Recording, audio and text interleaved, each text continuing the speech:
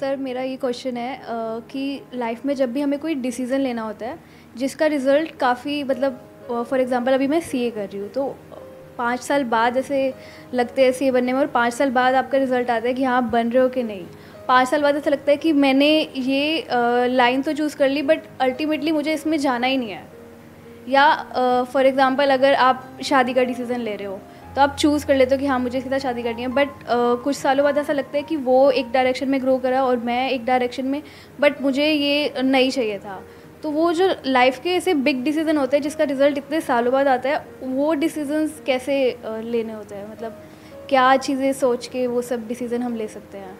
ऐसा करियर में होता है, रिलेशनशिप में होता है, इनफैक्ट कहाँ नहीं होता है। हर जगह ही होता है। एक मिनट में लगता है लाइफ बहुत बढ़िया है, अगले मिनट में लगता है कि लाइफ बहुत ही बेकार है। एक मिनट में लगता है सबके साथ रहना है, अगले मिनट में अंदर से आता है सब गए भाड़ में, सब छोड़ छाड़ के मैं वहां चला जाऊंगा या चली जाऊंगी। ऐसा होता है नहीं होता है? एक मिनट में होता है ये करना है करना है करना है करना है, फिर जब करना शुरू करते हैं अरे ये तो बेकार है, इसमें कुछ नहीं है। जैसे होता नहीं है, शॉपिंग कर रहे हो ऑनलाइन, देख रहे हो ये चीज चाहिए चाहिए चाहिए चाहिए, जब आ गई तो उसकी तरफ कुत्ता भी नहीं देख रहा, आप तो बहुत दूर की बात है। तो आपको समझना पड़ेगा कि इसका रीजन क्या है। आपने दो बातें करी, एक कि अभी आप सीए कर रहे हो और मान लेते हैं कि 5 साल बाद आपको रियलाइज होता है कि ये मेरे लिए नहीं है। तो क्या है आपके लिए? पेपर पे लिखो। पेपर पे आपने एक तरफ लिखा सीए, दूसरी तरफ मानो लिख दिया सीएस। सीएस मुझे करना है, सीए नहीं करना है। That could be CS, CZ, CY, CX, whatever it is. तो अब उसके रीजंस देखो ना कि इसको छोड़ने का क्या रीजन है और ये करने का क्या रीजन है। तो थोड़ी देर में जब आप लिखने लग जाओगे और अपने माइंड को लिख करके क्लियर करोगे, ये बात मैंने बहुत बार बोली अपने सेशंस में, but I am not sure कितने लोग इस बात को समझते हैं और एक्चुअल में करते हैं। कभी भी कोई भी प्रॉब्लम हो अपने माइंड में उसको सॉल्व करने की कोशिश मत करना, एंटैंगल्ड हो जाओगे बुरे तरीके से। स्पेशली अगर प्रॉब्लम बड़ी है, तो छोटी मोटी है तो माइंड में ही करनी पड़ेगी। जैसे बाइक चला रहे हो, स्कूटर चला रहे हो, व्हाटएवर, और एकदम से कोई सामने से आया तो उस वक्त पेपर पेन लेकर के नहीं बैठ जाओगे, क्या करूं, तब तक तो हो जाएगा जो होना है। उस वक्त तो इमीडिएट एक्ट करना पड़ेगा। बट ये जो बड़े डिसीजंस हैं, शादी का डिसीजन, डिवोर्स का डिसीजन, करियर चूज करने का डिसीजन, करियर को छोड़ने का डिसीजन, ये बहुत बड़े डिसीजंस हैं, छोटे नहीं है। तो इन डिसीजंस को माइंड में कभी सॉल्व करने की कोशिश मत करना। तो कैसे करना है? पेपर पेन लेकर के माइंड मैपिंग करना सीखो ना। कितने लोग आप में से माइंड मैपिंग करते हैं? सच बोलना, झूठ मत बोलना। सिर्फ 4-5 लोग, इतने लोगों में से। तो माइंड मैपिंग करना सीखो। माइंड मैप से क्या होता है, लाइफ में सेंटर में कुछ आता है जो बहुत इंपॉर्टेंट होता है, उसके अकॉर्डिंग माइंड मैप बनता है, तो लाइफ में आपको क्लैरिटी आती है। तो जब आप ये करोगे तो आपको समझ आएगा कि उसका कॉज क्या है। हो सकता है सीए जो आप कह रहे हो कि अब मुझे रियलाइज हो गया, ये रियलाइज क्या होता है? Realisation is nothing but your thought, कि मुझे ऐसा लग रहा है। आज कुछ और लगता है, कल कुछ और लगता है। एक रिलेशनशिप में कभी रियलाइज होता है कि ये तो बहुत ही बढ़िया है, कभी ऐसा लगता है कि ये तो बहुत ही बेकार है। तो ये रियलाइजेशन क्या होता है? तो इस रियलाइजेशन वर्ड को हटा दो कि मुझे रियलाइज हुआ, उसके कॉज को समझो। हो सकता है आपको कॉज मिले कि मैं इसलिए आगे कंटिन्यू नहीं करना चाहती क्योंकि मैं बोर हो गई हूं। हो सकता है कॉज मिले क्योंकि इसमें बहुत एफर्ट है। ध्यान से समझो इन माइंड की गेम्स को। ये माइंड की गेम्स है हमारी, जो माइंड गेम्स खेलता रहता है आपके साथ में। तो पहले आपको कॉज को समझना है। हो सकता है कॉज मिला बोर्डम, तो दूसरी तरफ देखो ना पेपर पे क्या लिखा हुआ है, सीएस। बोर्डम तो वहां भी है, टक्कर का ही है।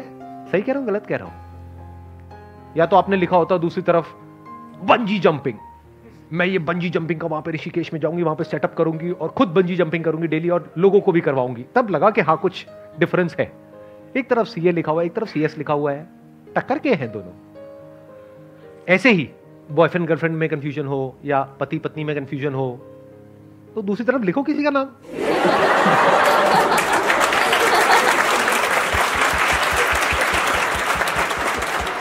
फिर थोड़ी देर में आपको पता है क्या रियलाइजेशन आएगा। रियलाइजेशन, द रियल रियलाइजेशन, ये भी खच्चर वो भी खच्चर, क्या फर्क पड़ता है, और मैं भी खच्चर, तो क्या फर्क पड़ता है? इस मंत्र को पकड़ना सीखो, लाइफ में बहुत काम आएगा। जहां पे आपको कुछ लॉन्ग टर्म तक सस्टेन करना है, शॉर्ट टर्म में मंत्र काम नहीं आएगा। वैसे शॉर्ट टर्म में भी आ जाएगा काफी केसेस में, बट लॉन्ग टर्म में मंत्र बहुत काम आता है कि क्या फर्क पड़ता है। हम सब अपने थॉट्स के हिसाब से चलते हैं, फीलिंग्स के हिसाब से चलते हैं, जो हमें लगता है अपने बिलीफ्स उसके हिसाब से चलते हैं, और सब कुछ ही लिमिटेड है, हर जगह क्लैशेस हैं, कॉन्फ्लिक्ट्स हैं, तो कोई भी परफेक्ट नहीं है। अगर कभी गलतफहमी होती है ना कि अगर मैंने सीए छोड़ दिया तो मैं ये करूंगी, तो वो लोग जो वो कर रहे हैं उनको जा करके देख लो, वो गलतफहमी दूर हो जाएगी। आप कहोगे यही बेटर है। लगता है ना कि उसकी पड़ोसी की लाइफ बढ़िया है, तो कहीं कोई छुपा हुआ कैमरा फिट कर दो उनके घर में 2 दिन में आपकी गलतफहमी दूर हो जाएगी। लिविंग रूम में करना, बेडरूम में नहीं। सबको सब कुछ नहीं मिलता है। प्रवचन शुरू कर दूं मैं? भाग्य पे बहुत कुछ निर्भर करता है। ये मैंने बोला मजाक में, लेकिन मजाक नहीं है।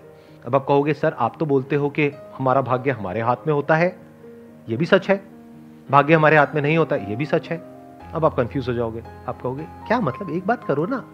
अरे भाई साहब, लाइफ में ऐसा नहीं होता है जैसा आप सोचते हो। क्लियर कट आंसर नहीं होता है। एक स्टैंड पॉइंट से देखोगे तो आपका भाग्य आपके हाथ में नहीं है। जैसे आपने अपने माँ बाप को चूज किया, यस और नो? किसी ने किया तो नहीं है ना?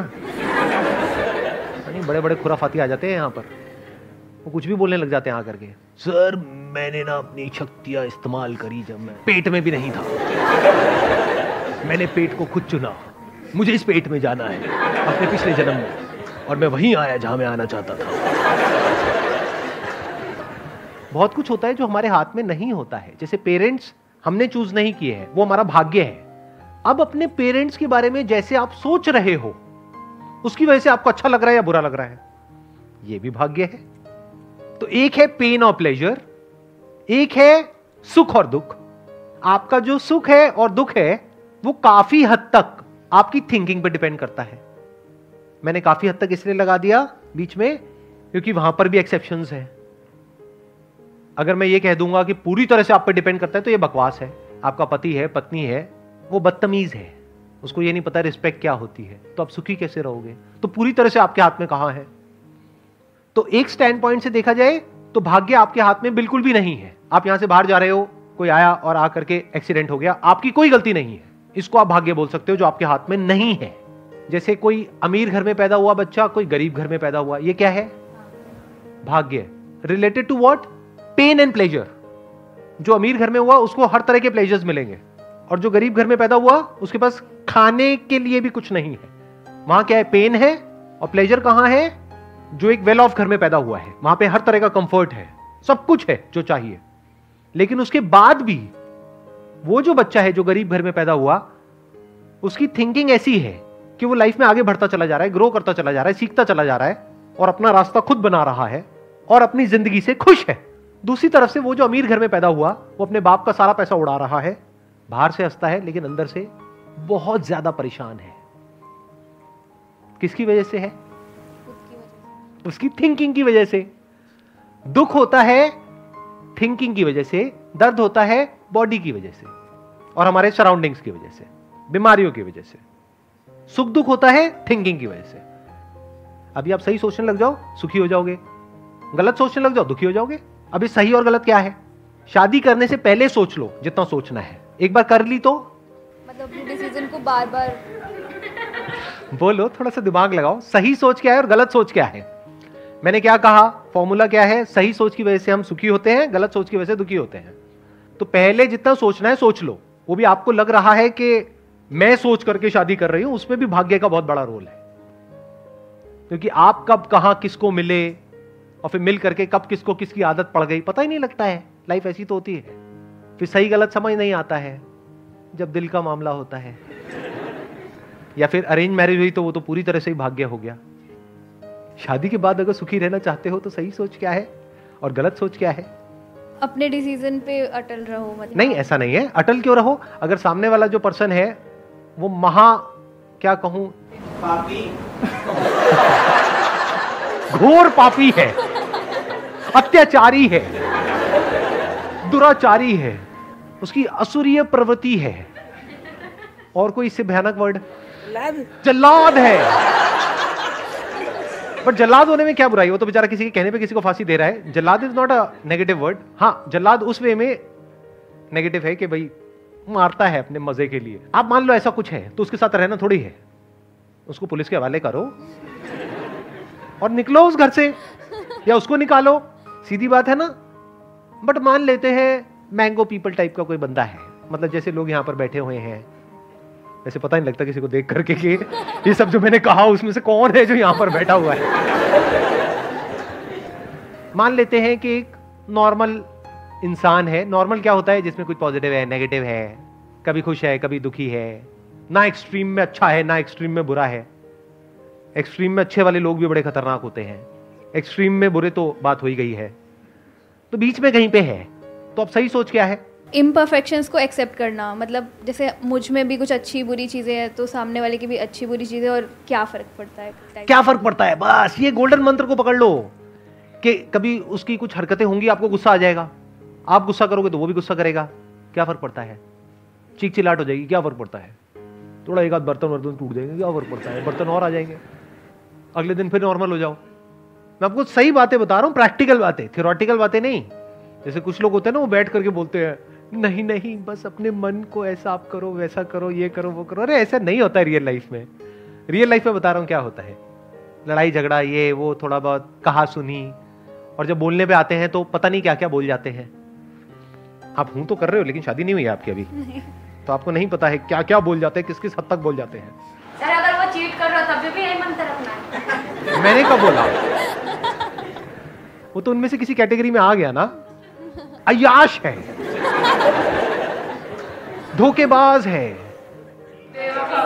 बेवफा है। कुछ वर्ड छूट गए होंगे, अभी भी आप समझ लेना इशारों में कि अगर ऐसा कोई है तो छोड़ दो। बट अगर मैं कह रहा हूं ना बीच में कहीं पर है, नॉर्मल इंसान है, बेचारा है, आप बेचारी हो, ठीक है, क्या फर्क पड़ता है? तो ऐसे जब आप समझ लेते हो चीजों को और ऐसे सोचने लग जाते हो तो अब आप चिल हो जाते हो। चिल पता है ना क्या होता है? क्या होता है?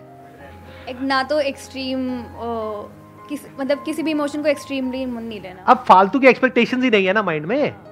फालतू की एक्सपेक्टेशंस ही तो जड़ है सारी की सारी प्रॉब्लम की, कि मेरा पति ऐसा क्यों नहीं है, मेरी पत्नी ऐसी क्यों नहीं है, रोज सुबह उठ करके मेरे माँ बाप के पैर क्यों नहीं छूती है। अरे वो सुबह उठती ही नहीं है टाइम से।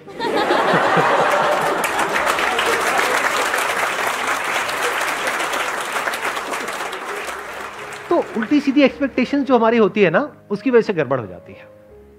तो कोशिश करो, अगर किसी से शादी भी कर रहे हो, अगर कर रहे हो तो, करनी नहीं करनी आपकी मर्जी, तो ऐसे इंसान से करो जो थोड़ा रियलिस्टिक सा हो, प्रैक्टिकल सा हो। जब थोड़ा टाइम स्पेंड करोगे, कुछ मीटिंग्स करोगे, अगर अरेंज मैरिज है, और लव मैरिज करोगे तब तो पता लग ही जाएगा, 2 4 6 महीने में पत्ते खुल ही जाते हैं एक दूसरे के। तो कोशिश करो कोई ऐसा इंसान हो जो थोड़ा सा प्रैक्टिकल हो। आपको जवाब मिल गया है? 70%। आप पक्का सीए के स्टूडेंट हो। मैंने इतनी मेहनत करी, उसके बाद भी आपने मुझे 70% दिए। क्या रह गई कमी? 30% कहां पर कमी रह गई?